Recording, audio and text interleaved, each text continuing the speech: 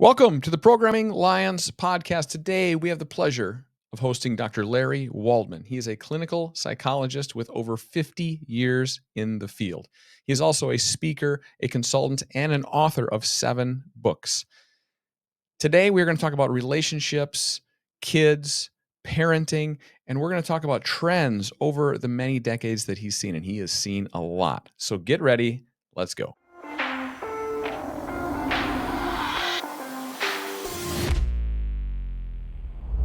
Dr. Waldman, welcome to the Programming Lions podcast. We are so excited to have you on, and your wealth of experience, decades of experience in the field of psychology, and bringing that to us and our audience today. We've got a number of questions lined up around relationships, kids, etc. But before we get into that, could you give us just a quick rundown in your own words about yourself, your expertise, and background? Sure. And again, thanks for allowing me this opportunity. Yes, I was a clinical forensic psychologist for over 45 years in Phoenix, Arizona. I retired from active practice about 6-7 years ago now, so I don't see patients or clients any longer. I still do a little teaching, coaching, writing, speaking, podcast guesting. My practice was quite varied. I did a lot of non-traditional kinds of things other than just sitting across from a patient and providing psychotherapy. I did plenty of that, but in the last 15, 20 years of my practice, I spent much more time doing what I call forensic work, working in the legal arena, which would be in the family law area, personal injury, med malpractice, and things like that. So I still try to keep fairly busy. I might also add, in May, at age 77, I completed a 2-year program to become certified as a yoga instructor. Okay, well, that's very cool. So you're completing the mind-body experience there, it sounds like. Exactly. You got it. I love it. Hit the nail right on the head there. Exactly. All right. Well, that's very cool. Okay. Well, boys, we did a little bit of research into you as well, and a very decorated career, and you've got, I think, 7 books that you've also published.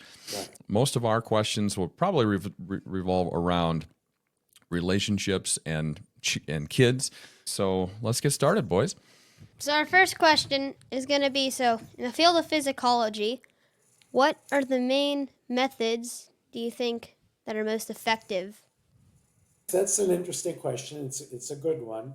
There are essentially 4 different perspectives, if you will, or points of view in our field. And I'm not going to spend a lot of time talking about that, although of course I could. But just to list them very quickly, there is the biological view, which is pretty much the realm of the psychiatrist. There's the analytic view or psychoanalysis, which of course was started by Freud. There's the cognitive view, which is very popular today, which has to do with how it is we think, which determines then how we feel and ultimately how we act. And then finally, there's the behavioral view.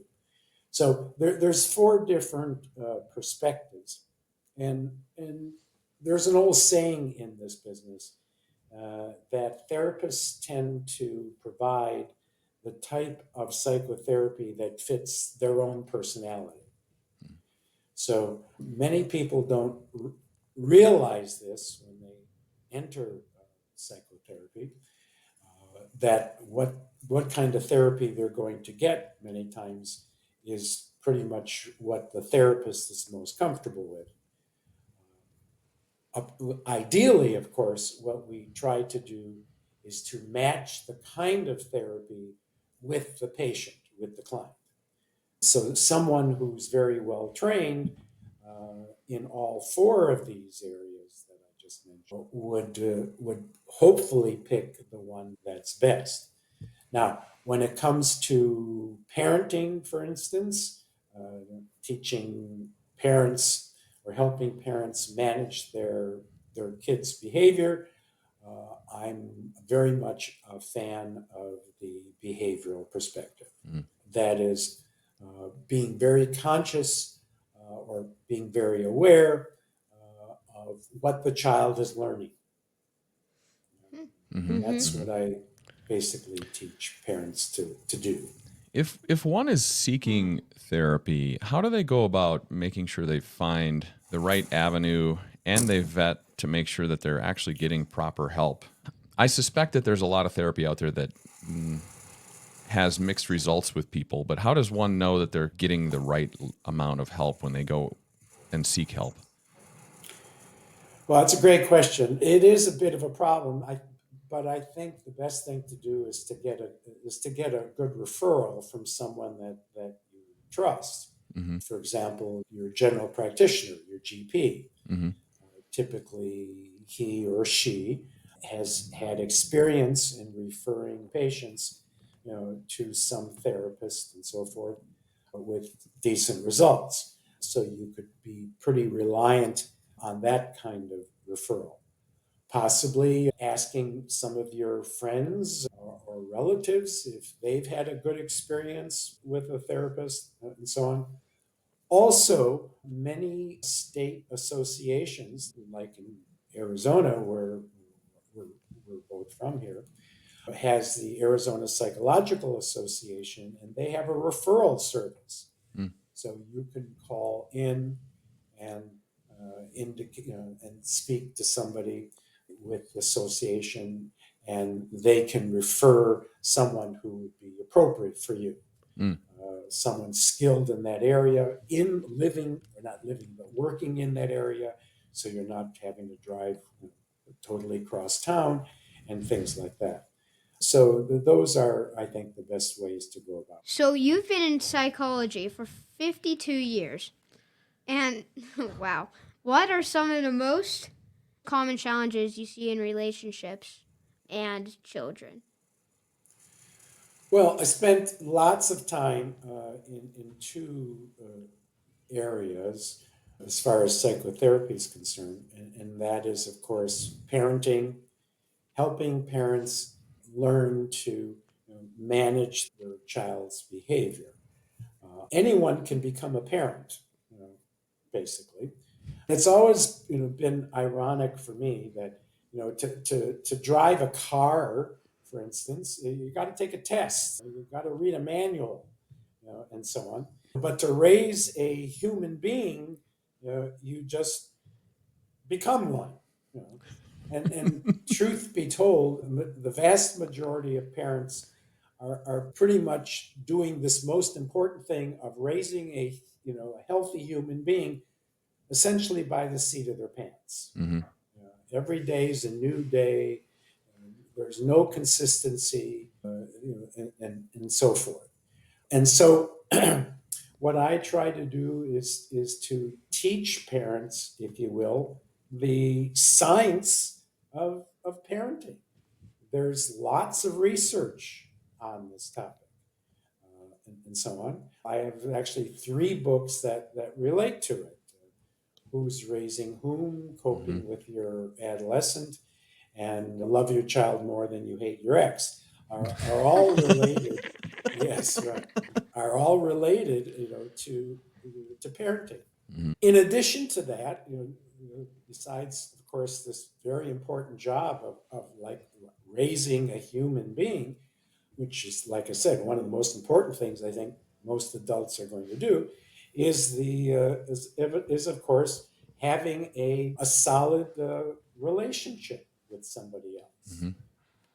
Again, once again, people are just feeling their way. There are hundreds of books out there today written for couples to help them learn how to promote and facilitate their relationship. But again, most couples don't. Again, it's just by the seat of their pants, if you will. So To me, the two most important issues that I'd like to see further developed is people getting much more information on parenting, and of course, developing more knowledge about how to have a successful relationship. Yeah, it seems both are pretty essential. You've got to have a good, strong relationship and able to be, I suppose, aligned in terms of how you want to raise your kids. It's a good segue into another question that I had related to this, which was kids are so important too. Our future, our happiness, everything. And it seems more and more I'm seeing parents outsource parenting, whether it's nannies or two parents are working very busily in their lives because they've got to keep up with all of the needs to have a certain lifestyle. But essentially, I see more and more outsourcing of parenting, and I can't help but wonder like what that's going to do in terms of trends for kids. Their value system gets structured. But what's your observation in this business for decades? Yes, I agree with that. I mean, that clearly is happening a lot. I mean, obviously today many moms are working, and so on. It's financially necessary, Right. and so on. Unlike in my generation, when I was raised, I mean, it was very common. Mommy stayed home. So yes, it is different. There's no question, and that kids many times are with sitters, or they're in after day school, that kind of thing. So what that means then is that the time that the parents do have with their kids is even more important. The question I've been asked for, well, better than a half century is, what is the most important thing, we parents can give our kids? And for me, the answer is our time. Mm-hmm. It's quality time, because let's face it, what are kids learning? Who's their primary instructor? Yeah. Instructors. Mm-hmm. Who's their teacher, basically? Mm-hmm. It's their mom and their dad, Right. and so forth. They don't know. Kids, are born, as I say, naked and naive. Mm-hmm. They don't know what's right or wrong, good or bad, and so on. And so, what they're going to learn, particularly during that first half decade, is extremely important. And yet, again, many parents just leave it to chance. I left corporate world to do this with the kids so we would spend more quality time together, right, boys? And it's been fun. It's been fun. Great. We're getting to know each other a lot better. We're getting to talk to cool people through our podcast like you and all of that. So it's really been a great experience. So, over several decades of your direct work with people and kids, are you seeing any problematic trends in them? Great question, and well stated, by the way. Yeah, I have, as a matter of fact, and I've written about it. Early in my career, I had to often caution parents about the excessive use of paddling. Mm-hmm. So back in the 70s, it was common for parents to have like a big paddle, almost like a tennis racket, if you will, a small one. And if the kids acted out, they'd get whacked on the behind with it. Wow, what do you guys think about that? No, don't do that. That's a terrible idea. Well, that's what was going on. And by the way, that was also happening in school. That was principals back in the 70s. If a child was sent to the principal would have a paddle hanging in his office. One of the consequences for misbehavior in school would be for the kid to bend down and for the principal to give one or two whacks on the rear end for the misdeed. Okay? That's what was being done then. Yeah. Now, Wow. obviously, using violence to raise kids is certainly not a good idea. Yeah. So back early in my career, trying to teach parents that's not a way to raise your kids, Mm-hmm. Out of fear and out of Yeah, violence. it's all stick, no carrot. Right. Exactly. Right. Yeah. Did you get a lot of blowback from others in your field for trying to, let's say, persuade more carrot, less stick, or less of these like paddling behaviors? At the time, sure, because what's the spare the rod, spoil the child? Oh, whatever that, I used to hear that all the time Yeah. back a half century ago. So clearly that was not a good thing. And Talk about it. no question about that. Because basically, if you're going to use violence or physical corporal punishment as your primary tool, then essentially what you're teaching the kid is that you only have to behave, when somebody with a stick is around.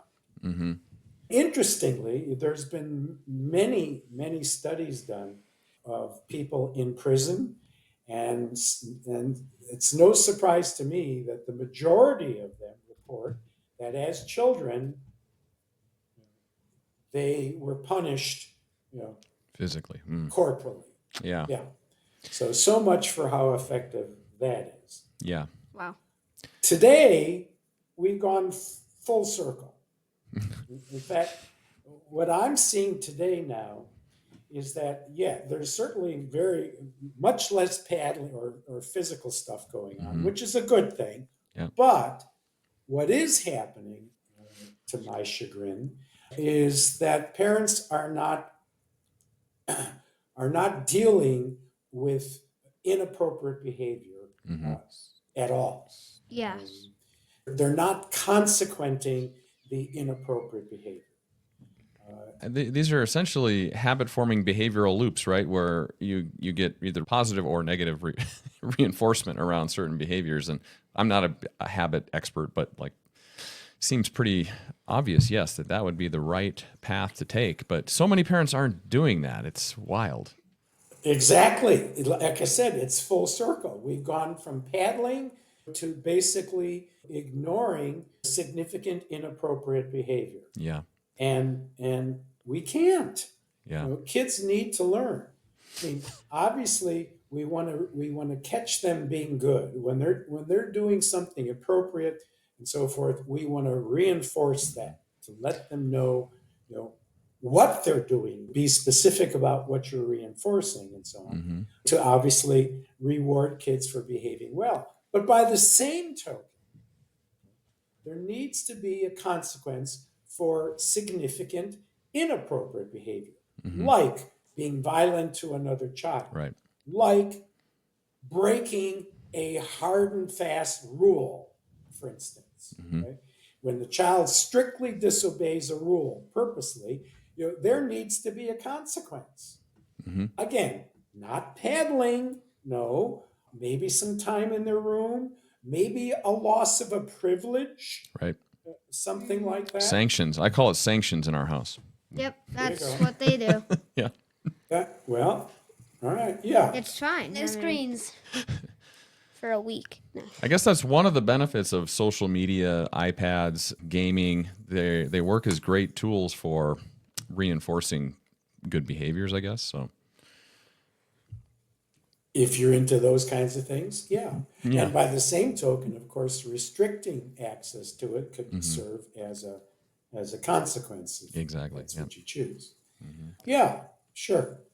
By the way, you mentioned a week. If you don't mind me commenting, in my books, I make it very clear that punishments should be short and sweet. Punishments typically, depending on the age, of course, on the kid, your kid's age and so forth, probably 24 hours. yeah. Wow. So it gets the point across. It reinforces the negative or positive behavior, and yeah. But if time goes on too long, everybody forgets. That's an interesting point. When my kids, let's say they do something behaviorally in public, I will usually take you aside. I don't want to make a scene. I don't want to embarrass them in front of other people. So I take them aside, explain why I'm upset and maybe take them home or take them out of the public space or whatever. Is that what you recommend as a good policy to have in terms of how to discipline your kids publicly Sure. versus privately? Yeah. Of course, you want to keep your sanity. If you're ranting and raving and screaming and yelling, all the kid is sensing is your hysteria. Mhm. When I used to lower my voice, something we need to talk about, they knew, Serious. something's Dun up dun and dun. so on. Yeah. But they were listening to it. When you're Yeah. screaming and so on, it just goes out. So there's another related trend I want to ask you about, which is, I don't know if I call it helicopter parenting. I notice that parents are trying to solve issues for their kids in school versus maybe letting their kids solve their own problems in school. So at what point should parents be stepping in and trying to solve these things for their children? It's pretty self-evident that yes, you want the kids to learn how to resolve their own issues. Now, you can give them some advice, of course. Our goal, of course, is to raise, independent, responsible young adults. Well, how are they going to get to learn that Mm-hmm. if we're solving all their problems, for them? Mm-hmm. Many times, my kids would bring an issue to me, and I'd say, "So, we'd talk about a little bit," and I'd say, "So, what are your options? What do you think you can do about that?" And so on. And so we would kick around, various ideas, but ultimately it was up to them, because Yep. that's what becoming an adult is all about. Mm-hmm. Agreed. Wow. This one, Dr. Waldman, might be a little bit controversial. A couple of trends in society that I would like to get your thoughts on. There's two of them. One is a decrease in religious community. Yet we're also seeing a dramatic increase in LGBT or gender ideology with youth and families. Like, you've been around these topics for decades, and do you have any thoughts on this? I think this is a topic our audience would be interested to hear, professionals' input about.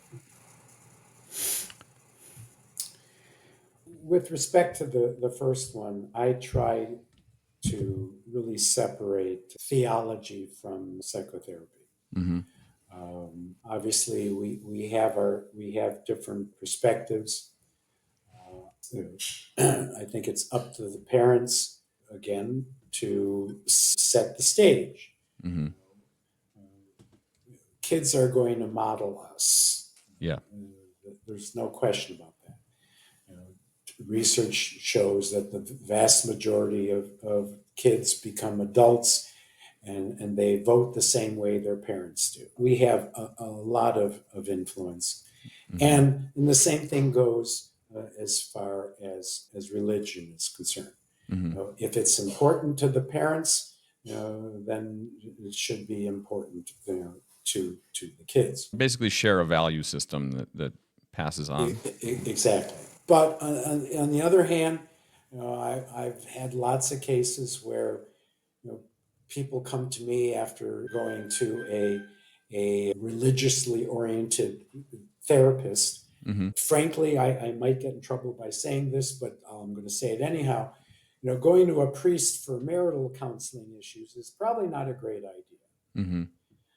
They can give you some insights and so forth, but Sure. let's face it, they're not fully versed in the whole process and Right. so on. Mm-hmm. And many times their ideas are a little outdated. Mm-hmm. So enough of that. The issue about this gender dysmorphia, as we call it technically, Mm-hmm.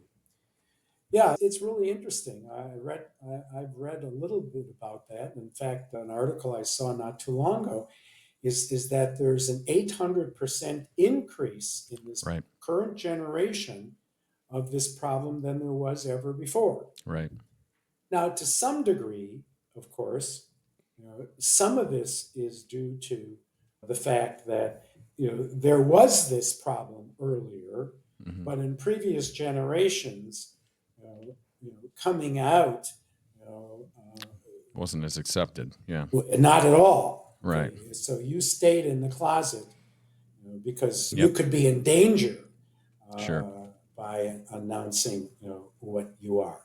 That's part of the issue, and that is, there was this before, but we didn't see it as much or allow it as much. Mm-hmm.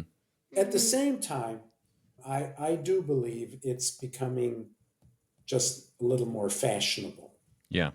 Yeah. And for some kids, or early teens, typically when this starts up, it's like I'm looking for more attention. Yeah. And so Perhaps there's some linkage to what we talked about earlier with parents outsourcing parenting in a lot of ways and not being around as much, and both parents unfortunately having to work in many cases, and then maybe there's a trend of sort of attention seeking, and this is it an certainly outlet for gets their attention. Yeah. No question there. Yes. Yeah. Right. Well, I appreciate your thoughts on that. And Max, you had another fun question, right? Yeah. Off the serious one to a more fun question. Let's go. So what's the most strangest person you've ever helped?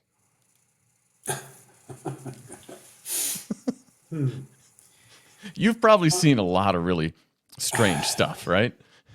Well, yes and no. Remember, I was in private practice. So typically, strange people, I don't know what you mean by that, but I'm thinking in terms of psychotic people and so on. Typically, psychotic people don't go to private practitioners. Noted. Yeah. They may end up in a community mental health center or something like that, and so on. But so a lot of the folks that I saw, it depended on the situation. There's another old expression that fits, that was told to me a long time ago, particularly as I got into the legal arena. And what this attorney said was, criminal attorneys see bad people at their best. Divorce attorneys see good people at their worst. Mm-hmm. And I used to see some pretty angry, deceitful, hurt, vindictive people in the divorce arena. I mean, it got pretty crazy sometimes. Yeah. That's in fact why I wrote that one of my later books, Love Your Child More Than You Hate Your Ex, because kids caught in an acrimonious divorce really pay a large debt. Yeah. It's really sad. That's a trend I would love to see start reversing back the other way. Running at close to 50%. Mm-hmm. 45 to 50%. Most of those divorces occur in the first 5 years. So if you can get past the 5-year mark, you got a better chance. Yeah. Then you hit the empty nest stage, and that's another critical period that threatens many relationships and so on. Yeah. I think it's a national tragedy, travesty. The United States has the highest divorce rate in the world. Yeah, geez. You mentioned a lot of your books in this whole podcast thing. So, you have 7 of them. Which one do you recommend the most for our audience? Well, it depends on the situation. And thank you for bringing them up. My first book, and which is actually the best-selling one, is entitled "Who's Raising Whom?" That's a great title, by the way. Yeah, right. Thank you. Which, of course, is my basic parenting book. My second one is Coping with Your Adolescent. Now, there's an interesting difference there. In the first book, I talk about helping parents train their kids. In the second one, we go from training to coping with your teenager. My third book is How Come I Love Him But Can't Live With Him. That's my marriage manual. The fourth book I'm quite fond of also, It's entitled Too Busy Earning and Living to Make Your Fortune. And what I do there is talk about why people get stuck in their ruts, if Yeah. you will. The next one is The Graduate Course You Never Had. That is for mental health professionals. Mm. But truthfully, it really applies to any service-oriented business. It teaches how to develop, manage, and market a practice. Another one is Overcoming Your Negotiaphobia. I co-wrote that with a friend of mine who's a business analyst, and we talk about negotiating your way through life because so much of life is negotiation. Yeah. If you Huge. think It's a about huge it, aspect of life. parenting's negotiation, Yeah. marriage is negotiation, relating with your boss is negotiating, relating with your coworkers, and so on, et cetera, et cetera, et cetera. Mhm.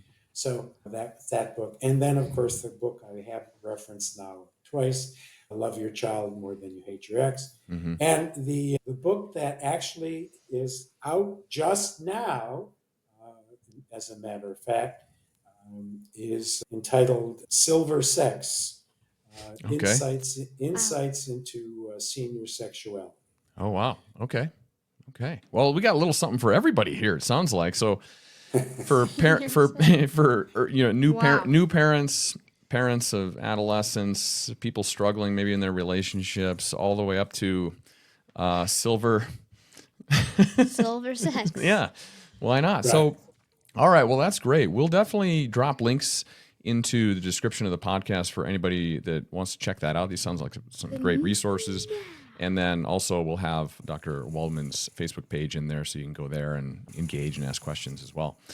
As we conclude the podcast, do you have any final words of advice for our audience, maybe around relationship and kids, that you'd like to leave us with? Get educated.